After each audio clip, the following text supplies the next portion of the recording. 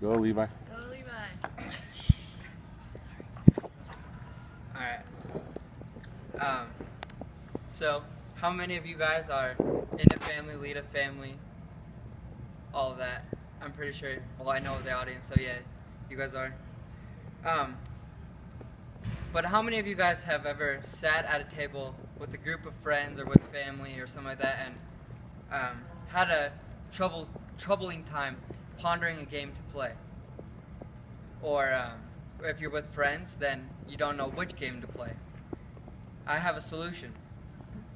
I have a few pointers that I'm going to go through that will specifically make a game for kids, but you can also use it in every aspect of life.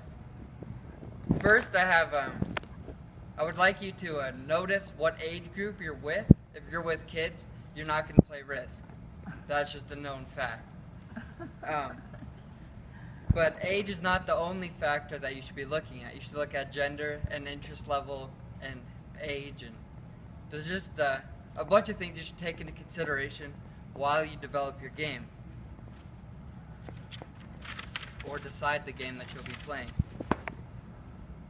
Now, once you have realized or noticed all of the factors that you want to take into factor, then next you're going to have or locate a similar game and borrow some rules or develop rules that are similar to that game.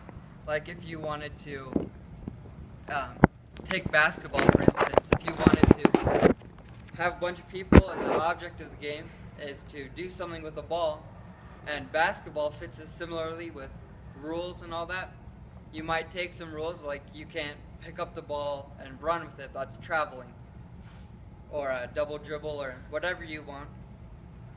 Just like if you were going to have something and be passing it to people on your team to try and score, then you might take football as a related game, in which case you will borrow some of the rules, like you can't hold your opponent and things like that. Football is actually a good example because the Super Bowl is today. Anyways, once you have the age group and gender and all of those interests in mind, and you have laid some similar rules, then you might want to think about how you're going to develop teams. If you're going to do teams like boys versus girls, if you're going to do teams of 3 and have everybody choose their own team, there's no strict guidelines on it, but just have a criteria for it so your game's not complete chaos. That would be not good.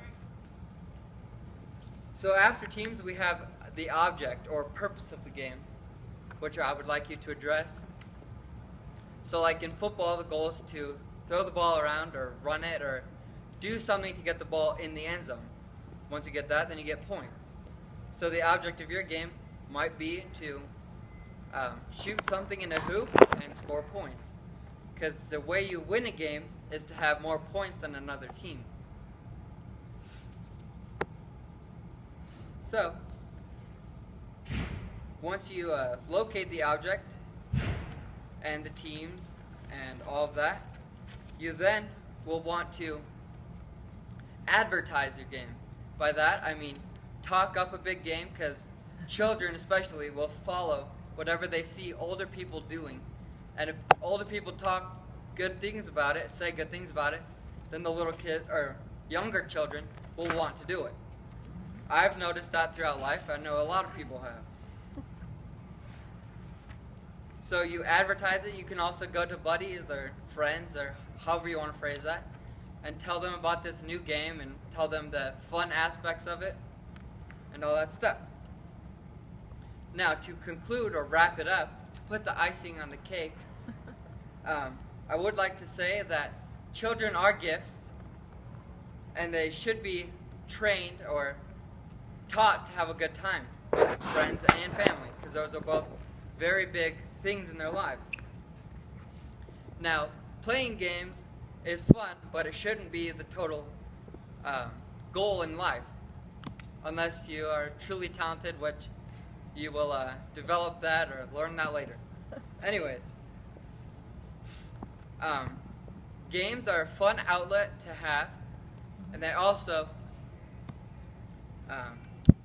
they just provide bonds, and they make bonds between people, and they just make for a good time.